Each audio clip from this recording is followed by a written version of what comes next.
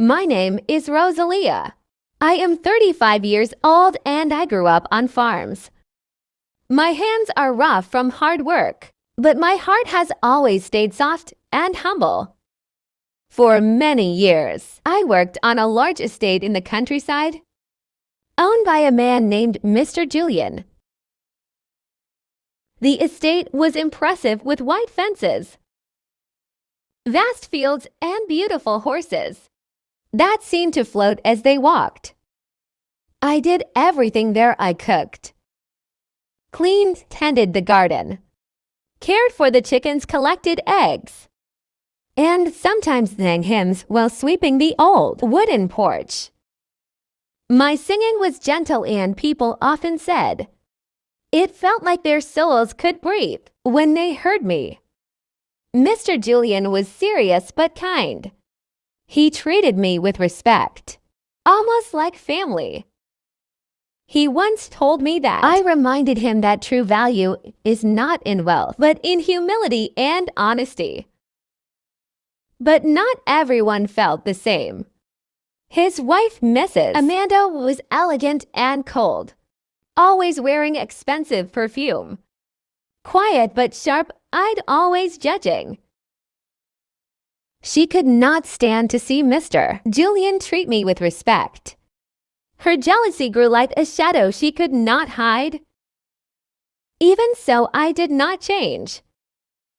I woke before the sun, prayed, and said, Lord, give me strength to serve with love. If it's for you, everything is worth it. And I truly believed he listened. One day while serving lunch, Mr. Julian noticed my hands were swollen from so much work. Rosalia, have you been to the doctor? He asked, worried. No, sir. I'm fine. It's just tiredness, I replied with a small smile. Mrs. Amanda saw it all from across the table, and I could feel her eyes pierce me like a thorn. From that moment, she looked for every way to make my life difficult. If the floors were clean, she said, they were dull. If the food tasted good, she said it was tasteless. If I was even a minute late with the coffee, she scolded me in front of everyone.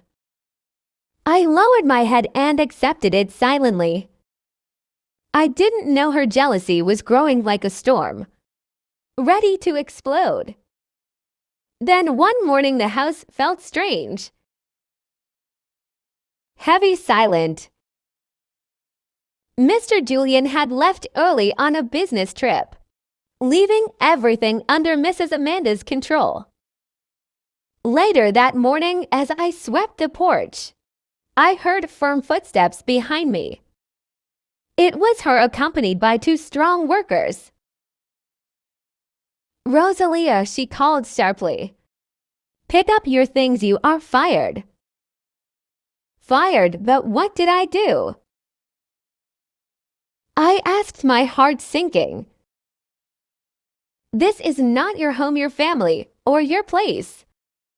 Take your things and leave, she said angrily.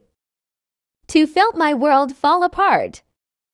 This was my only job, my only stability, my only place in the world. My eyes filled with tears, but I whispered the only words a woman of faith could say. God bless you, ma'am. You may take only what belongs to you.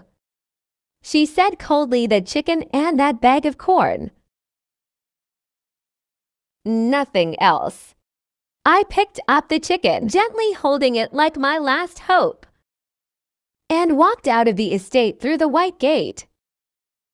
The road ahead was long, dusty, and unknown. I had no home, no family, nowhere to sleep, only God and a chicken.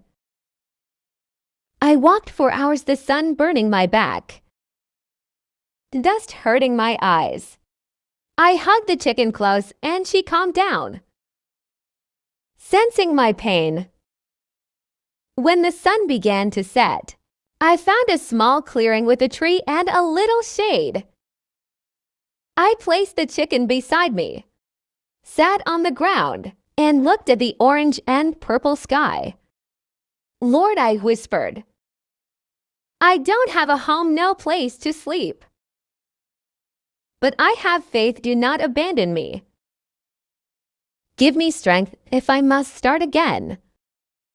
That night I slept under the stars. I didn't know that God was already moving a miracle into my life. At dawn I woke with a sore back but a grateful heart.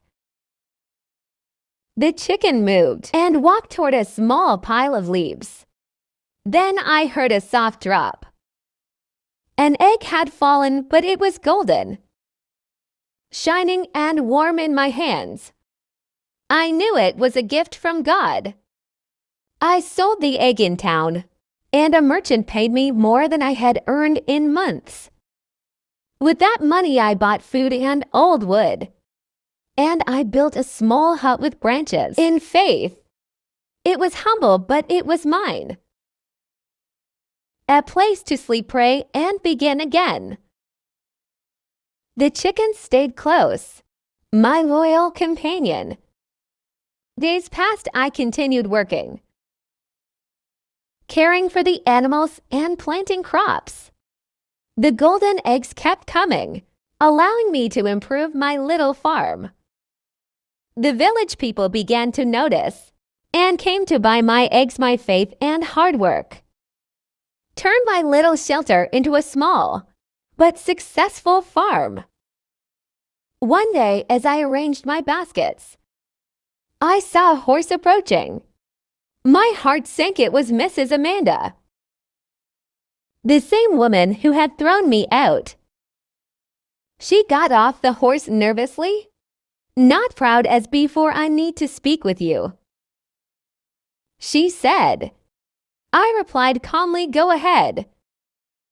Mrs. Amanda, she looked around at my land, my chickens, my small house.